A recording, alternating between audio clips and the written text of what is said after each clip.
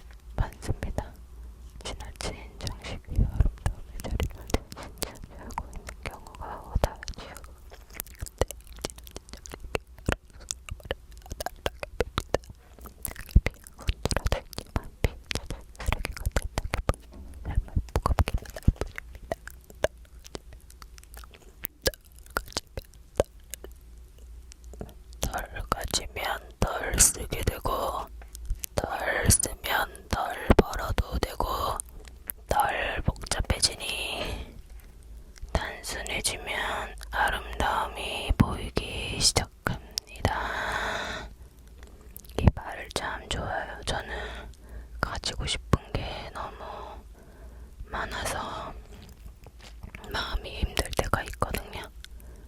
덜 가지면 덜 쓰게 되고, 덜 쓰면 덜 벌어도 되고, 덜 복잡해지니 단순해지면 아름다움이 보이기 시작합니다. 단순하면 참 좋은데 단순해지는 게 쉽지가 않아요. 그쵸?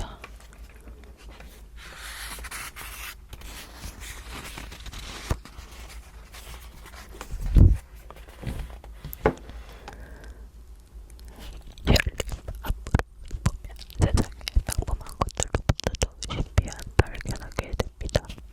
그게 예쁘고 단지 사람들을 의심했던 손가락질 하나에도 쉽게 경이로움을 느끼게 됩니다. 고통을 겪고 난 뒤 바라보는 세상은 신비롭습니다. 만약 무엇인가로 인해 심기가 크게 불편하다면 긴장을 풀고 그 불편한 것들을 내쉬는 숨에 크게 내보내며 없는 듯 그렇게 한번 지나가 보세요.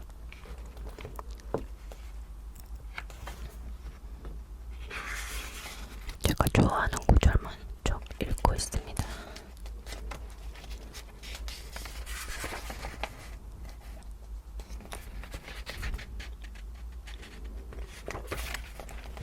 줄 수 있다는 것 그 자체가 행복 아닐까요? 나무는 준다는 생각을 참고 주었다고 해서 어떤 대가를 바라지 않으니 사람들이 모두 나무 가까이 가면 편안하고 긴장하는 마음과 경쟁하는 마음을 내려놓게 되겠지요. 나무는 그래서 치유의 힘을 가지고 있나 봅니다. 얼마 전 블루베리 숲에서 나무에 관한 강의를 들었습니다. 나무는 태어나서 생을 마감할 때까지 끝없이 주기만 하다가 사라진다는군요.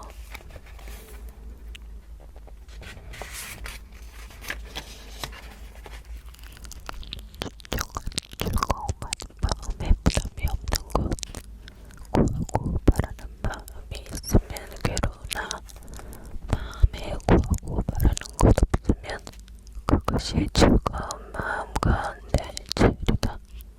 경전에 나오는 말씀입니다.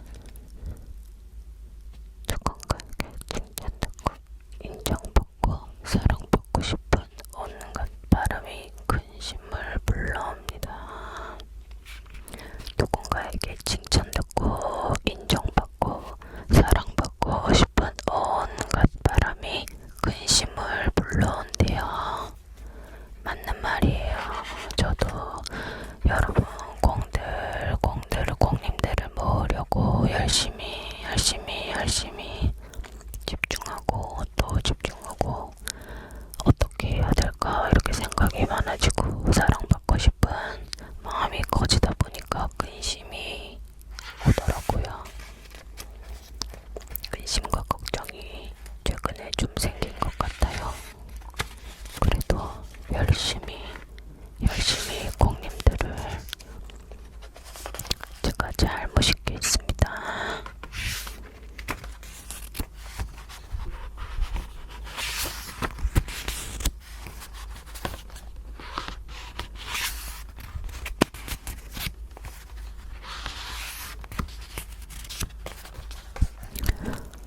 몸은 여기 있으면서 마음은 가깝거나 먼 다른 곳에 가 있지는 않은가요? 불안과 스트레스는 그렇게 몸과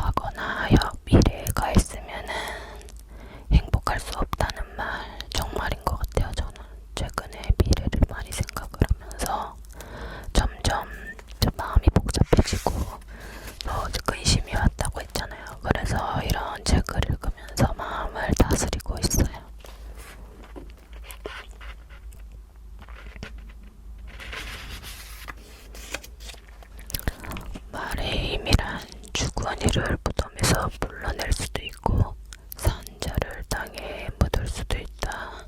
서인을 거인으로 만들 수도 있고 거인을 완전히 망가뜨려 없앨 수도 있다. 한 하이네가 이런 말을 한 걸 보면 그때나 지금이나 다른 모든 일에 시가 있나 합니다. 말 조심하라고 하지만 말 조심에 앞서 생각을 조심해야 합니다. 모든 것이 마음먹기 나름이라고 할 때 마음은 끊임없이 생각이 이어지는 공간입니다. 그 공간에서 일어나는 일 중에 하나가 말 아닐까요? 생각이 만들어낸 공간에서 말이 탄생하니 생각을 조심해야 말도 조심조심 나오게 될 것입니다. 맞아요. 맞아요. 말보다 생각을 먼저 해야 돼요. 저는 항상 말을 할 때 상대방의 기분을 생각하고 먼저 생각을 합니다. 그런데 그렇지 않은 사람들이 꽤 많죠. 저는 싸우는 도중에도 항상 상대방의 마음을 좀 생각하게 되는 것 같아요. 그래서 제가 더 상처받게 되고 상대방이 상처 안 받게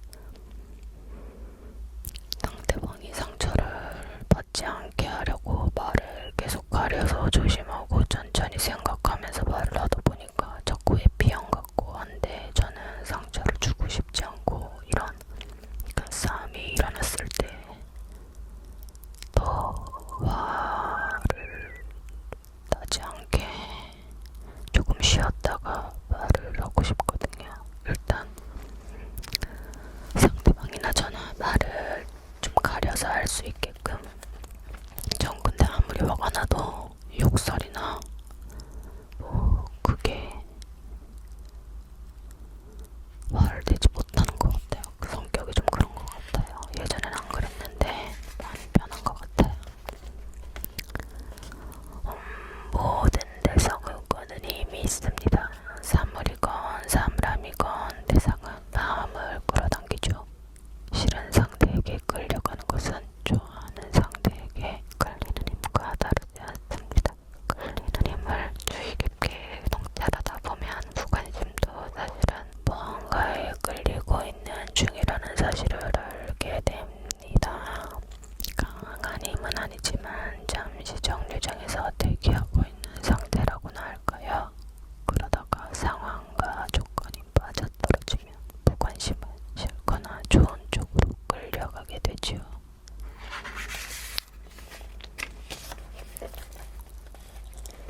우린 상대에 대해 이미 잘 알고 있다는 태도를 취하며 당신이 무슨 말을 할지 말 안 해도 뻔하다는 생각으로 상대를 보고 상대의 말을 듣기 때문에 인간관계가 왜곡되고 원치 않는 관계가 이어집니다.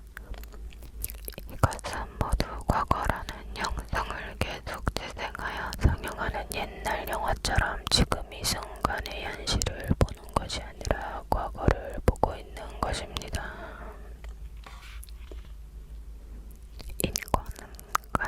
인간관계에서 갈등이 일어나면 깊이 듣기를 해보세요.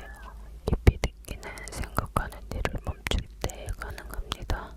상대의 말을 듣는 동안 마음은 그것을 비판하고 대꾸할 말을 준비하느라 제대로 듣지를 않기 때문이지요. 남의 말을 주의 깊게 듣지 않는 사람은 눈은 힘이 없고 생기가 없습니다. 어디를 응시하는지 초점도 흐리고 흐릿하고 말도 애매모호하게 하며 상대방과 대화가 서로 연결이 안 되는 경우도 있습니다. 지금 마음이 이 자리에 있지 않고 과거와 미래로 가 있기 때문입니다. 이거 정말 맞는 말인 것 같아요. 상대방의 말을 끝까지 듣지도 않고 들어도 다른 말을 하는 사람들이 많아요. 정말 이기적이라고 생각을 하고 어떻게 저렇게 상대방의 말을 잘 들어주지 않을까 하는 생각도 가끔 들기도 해요. 물론 다른 분들이 저를 봤을 때 저도 그런 부분이 또 있을 수도 있죠.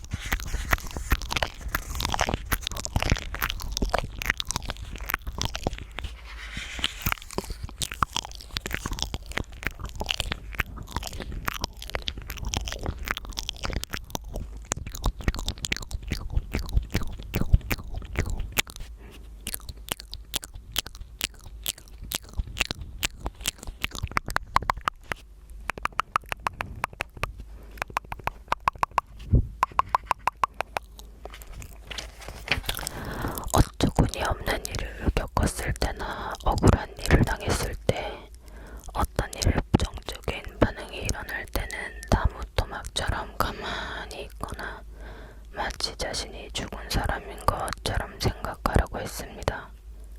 정적인 상대방과 마주해야 한다면 난 나무 토막이다 혹은 난 죽은 사람이다 하며 감정을 다스려 보세요. 하늘의 별을 보려면 깊은 밤 곧 산 꼭대기에 올라가 목을 최대한 젖힐수록 반짝이는 별빛을 볼 수 있고, 돋아나는 새순을 보려면 양지 바른 곳에 몸을 낮게 엎드려 숨을 죽여야 합니다. 사람을 잘 보려면 적당한 거리에서 눈빛을 보는 것이 좋습니다. 눈빛이 맑은 사람은 마음도 맑다 할 수 있으니 그래서 눈은 마음의 창이라고 했던 모양입니다. 눈뿐 아니라 사람의 얼굴에서 코 밑에 인중이 짧으면 성격이 급하여 참질 못하고, 인중이 길면 대기만 성형으로 인내심이 있고 여유가 있다고 합니다. 그러나 사실은 성격이 급하다 보니 인중이 젊은